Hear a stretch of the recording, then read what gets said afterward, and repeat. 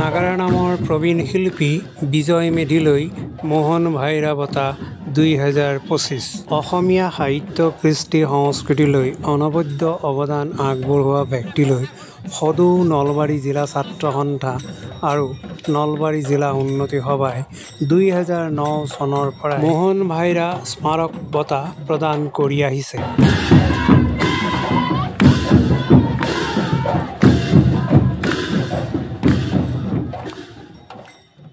লোককৃষ্টিৰ সাধক নাগাৰা নামৰ শিল্পী বিজয় মেধিক 2025 বৰ্ষৰ মোহন ভাইৰা বঁটা প্ৰদান কৰা হয়। 1 ফেব্ৰুৱাৰী 2025 তাৰিখে নলবাৰী জিলা পুথিভঁৰাল প্ৰেক্ষাগৃহত এই বঁটা প্ৰদান অনুষ্ঠান অনুষ্ঠিত হয়। তদুপলক্ষে সিদিনা গধূলি নলবাৰী জিলা ছাত্ৰ সন্থাৰ কাৰ্যালয়ৰ পৰা নলবাৰী নগৰৰ মাজেৰে নলবাৰী জিলা পুথিভঁৰাল প্ৰেক্ষাগৃহলৈ এক বিশাল শোভাযাত্ৰা উলিওৱা হয়।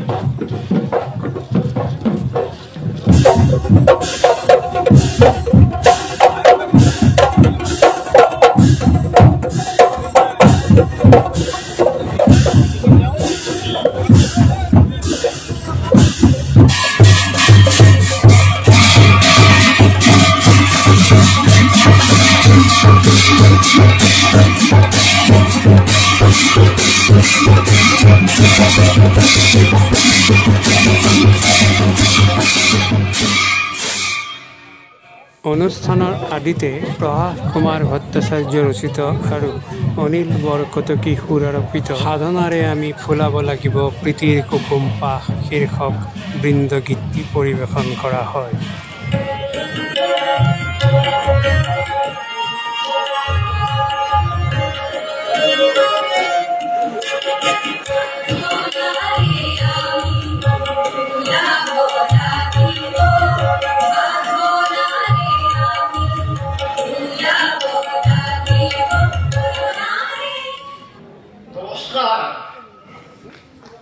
জয়জয়তে আজি আমাৰ নলবাৰী জিলাৰ নলবাৰী মাজমজিয়াতে বঁটা প্ৰদান অনুষ্ঠানত বঁটা গ্ৰহণ কৰি মাননীয় শিল্পী শ্ৰীযুত বিজয় মেধিয়ে সদৌ অসম ছাত্ৰ সন্থাৰ ভূয়সী প্ৰশংসা কৰে। আমাৰ এই গছে বনে সেউজীয়া শস্য শ্যামলা প্ৰকৃতিৰ লীলাভূমি এই অসমত শান্তি সম্প্ৰীতিৰে সুনীতিৰে গৌৰী শংকৰ শৃংগ সাজি তাৰ চূড়ান্ত শিখৰত বিজয় ধ্বজা উৰুৱাবলৈ তেখেতৰ ভাষণত নিজৰ পৰিচয় দাঙি ধৰি তেখেতে কয়, আমাৰ লিখা পঢ়াও বৰ বেছি নাই, বহু বিদ্যাৰ মানুহ, গতিকে এটা কথা ভুল হোৱাটো স্বাভাৱিক। তাৰ আগতে মই সদায় ৰাইজৰ ওচৰত মোৰ ধৰ্মপ্ৰাণ সমাজখনৰ ওচৰত ক্ষমা ভিক্ষা চাই মোৰ এই নলবাৰী জিলাৰ অন্তৰ্গত পশ্চিম মনবাগ মৌজাৰ নাৰায়ণ গাঁৱত মোৰ ঘৰ। মোৰ নাম শ্ৰী বিজয় মেধি। মোৰ পিতা স্বৰ্গীয় হাইৰাম মেধি, মা স্বৰ্গীয় সনেপ্ৰিয়া। মই এম.ই. স্কুলৰ শিক্ষান্ত পৰীক্ষা শেষ কৰি তাৰপিছত হাইস্কুলৰ ৭ম শ্ৰেণীত যেতিয়া পঢ়িলোঁ, তেতিয়া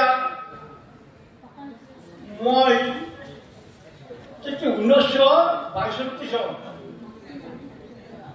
আমাৰ গাঁৱৰ বুঢ়া মেথা নামভক্ত লোকসকলে মোক নাগাৰা নামৰ প্ৰশিক্ষণ দিয়ালে।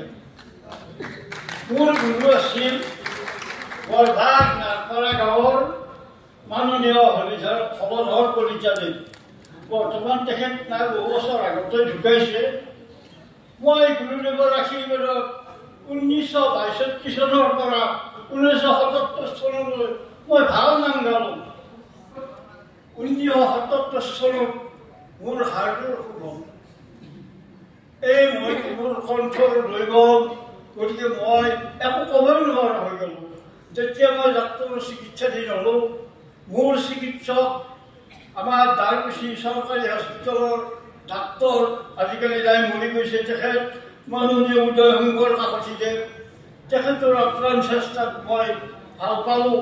কিন্তু ডাক্তৰে মোক এক সকিয় নিদিলে যে বোপাই, তই যদি আকৌ দুনাই তই নাম গাৱ, তেনেহ'লে তই মোৰ ওচৰত নাহিবি, মই তোক চিকিৎসা এৰিব লগা হোৱাত মই বৰ দুখ পালোঁ। সেয়েহে মই বহুদিন থাকি থাকি মই কিছুমান ৰূপায়ন্তৰ হৈ ধৰ্ম প্ৰকাশ কৰা কৰিলোঁ।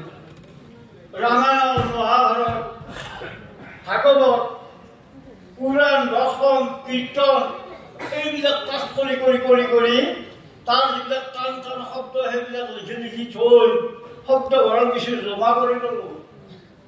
এনেকৈ গৈ মই নাম লিখা আৰম্ভ কৰিলোঁ। মোৰ প্ৰথম নাম গয়াঘাটৰ উৎপত্তি বিৱৰণ, আৰু দ্বিতীয় নাম নৰমেশ যজ্ঞ, তৃতীয় নাম আছিল ইন্দ্ৰদুম্ন ৰজাৰ জগন্নাথ মন্দিৰ স্থাপন, জগন্নাথৰ মূৰ্তি নিৰ্মাণ।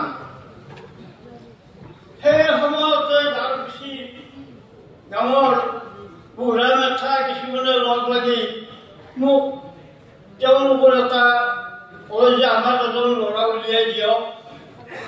মই বাধ্য হৈ গ'লোঁ। তেতিয়া পাঠশালা স্কুলৰ বৃত্তি দিয়া ল'ৰা এটা নাম ধীৰেন দাস, উকিল কণ্ঠস্বৰ আছিল। সেই ধীৰেন দাসক নাম লিখালোঁ মই। আজিকালি ধীৰেন দাস কিন্তু গুৱাহাটী খানাপাৰাৰ পাঠক। তাৰপিছতে মই তাক নাম শিকোৱাৰ পিছতে মোৰ যিখন নামৰ নাম পৰীক্ষণ দিয়া ফিল্ডখন মোৰ নহ'ল হৈ গ'ল। আজি ইখনক, কালি ইখনক, কালি ইখনক এনেকৈ মই দিওঁ, কিন্তু মই কোনো নামৰ দাবী দূৰত্ব কাকো নকৰোঁ। তেওঁলোকক পাৰিশ্ৰমিক হিচাপে যি দিয়ে তাতেই মই সন্তুষ্ট থাকোঁ। আনহাতে যিবিলাক ল'ৰাক মই নাম শিকাওঁ সেই ল'ৰাবিলাকক কিন্তু মই বহু সকিয়নি দিওঁ যে এটা কথা নামৰ মাজত বিভৎসতাটো নানিবা, কাৰণ এটা কথা শাস্ত্ৰ এৰি অশাস্ত্ৰত নাযাবা। কিন্তু কথাটো হ'ল কি, আজিকালি এইটো অৱশ্যে পাঠকবিলাকৰ দোষ নহয়, এই দোষটো আমাৰ দৰ্শকৰ কিছু দোষ থাকে। দৰ্শকবিলাকে মানে বাহিৰাটোক বেছি মন দিয়ে। যিটো অশাস্ত্ৰীয় কথা হাঁহি ধেমালি কৌতুক হিচাপৰ চিনেৰি যদি এটা দেখুৱাই তেতিয়াহ'লে সেইটোতে মানে বেছি মন দিয়ে, আৰু যি মানে কৰে কি বুলি আচল নামটোৰ ফালে মন নাযায়। এই হ'ল আমাৰ দৰ্শক ৰাইজৰ মানে এইখিনি ভুল বুলি নকওঁ, এই হ'ল ইচ্ছা। গতিকে এটা কথা আপোনালোকে চাব, আগৰ সেই নাম আজি নাগৰ নাম সেই হৈ থকা নাই। আজি নামৰ মাজত বহুতো বিভিন্ন ধৰণৰ কথা ওলাই। নাম কিছুমান বুঢ়া মেথা মই দেখিছোঁ, তেওঁলোকে নাম শুনিব দূৰৰ কথা, তেওঁলোক কাণৰ সোপা দি গুচি আহে কিছুমান সমাজৰ পৰা, আৰু ময়ো নাযাওঁ।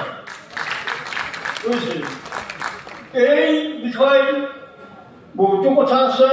কিন্তু আমাৰ যদিও কৌতুকৰ পাঠক আমাৰ ৰামচৰণ ভৰালীয়ে, তেওঁ কিন্তু এটা কথা, কিন্তু এই বিষয়ে তেওঁ কিন্তু কিছু হকা বাধা কৰে, কিন্তু পাঠকসকলে নপঠিয়ায়। বিশেষকৈ আমাৰ দৰং ডিষ্ট্ৰিক্টৰ যিকেইজন পাঠক, আমি লিখা নামৰ ওপৰত তেওঁলোকে নিজাকৈ কিছুমান নাম তাক মানে কথা লগাই দিয়ে। তাৰোপৰি আমাৰ নামৰ পৰম্পৰাসমূহ চলি আছে। গতিকে এই পৰম্পৰাসমূহ বাদ দি তেওঁলোকে হিন্দী অসমীয়া কথা ছবিৰ সুৰ নি যেতিয়া নাম গাব, এইটো জানো আমাৰ হৰিৰ নাম হৈ থাকিবলৈ যায়? কিন্তু হৰিৰ নামত নপৰে। যদি আমি চিনেমাৰ গানেই ভাল পাওঁ, এই চিনেমা চোৱাই ভাল। গতিকে এইবিলাক কথাও বহুত কিবাকানি কওঁ। তাৰ মাজতে দুই এজনে অভিজ্ঞমান ব্যক্তিয়ে আমাক কয় ন, সকলো যেতিয়া নেকি আধুনিক হৈছে আমাৰ যিসকল পাঠক নৱপ্ৰজন্মৰ পাঠক এই পাঠকসকলক মই অশেষ শ্ৰদ্ধা কৰোঁ। মোৰ শিষ্য প্ৰশিষ্য বহুত হ'লেও আজিকালি কিন্তু এটা কথা, মই কোনো শিষ্য নিজা কোনো বেলেগে শিক্ষক পঢ় এইচব গুণ নাই। মই সকলোকে সময়ভাৱে চাওঁ, যিয়ে মোক নামৰ আবেদন কৰে তেওঁলোকে মই সুন্দৰ নাম এটা দি মই তেওঁক ফুল লহৰ দি নামটো পৰিচালনা কৰি মোৰ ঘৰতেই দি পঠাওঁ। কাৰণ আজিকালি মই নাম শিকাব যাবও নোৱাৰোঁ, এই প্ৰচেছনত যাওঁতে এইখিনি আহি নাপাওঁ। গতিকে এটা কথা, সেই হিচাপে মই নামটো লাহে লাহে অলপ কম কৰি আনিছোঁ। এতিয়াও দুই এটা মাত্ৰ নাম লিখোঁ পাঠকসকলৰ অনুৰোধ বৰ পায়। গতিকে ৰাইজ মই কি ক'ম, এইখিনি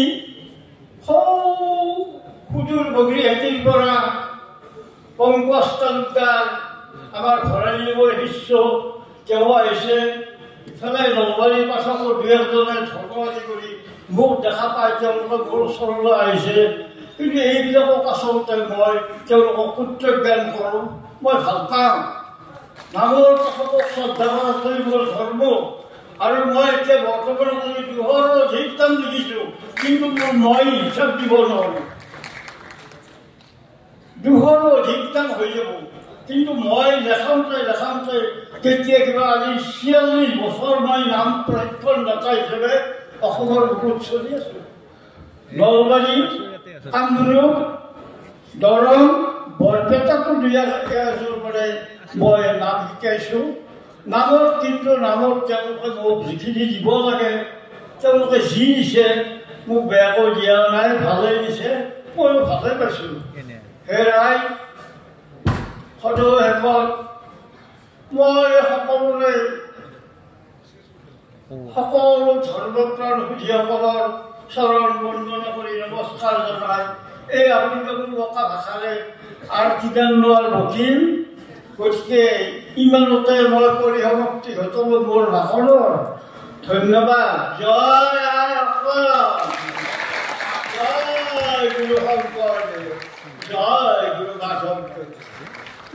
হৃদৰোগত আক্ৰান্ত হৈ নাগাৰা নাম গাবলৈ এৰিবলগীয়া হোৱা শ্ৰীযুত বিজয় মেধিয়ে পাছলৈ নাগাৰা নাম লিখিবলৈ ল'লে।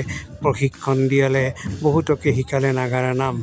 এয়াই সাধনা, এয়াই সাধক। আমি মহান সাধকগৰাকীৰ সুস্বাস্থ্য আৰু দীৰ্ঘায়ু কামনা কৰিছোঁ। সদৌ নলবাৰী জিলা ছাত্ৰ সন্থা আৰু নলবাৰী জিলা উন্নতি সভাৰ এই প্ৰয়াস অবিৰাম গতিত চলি থাকক, তাৰেই কামনা কৰিলোঁ। ধন্যবাদ।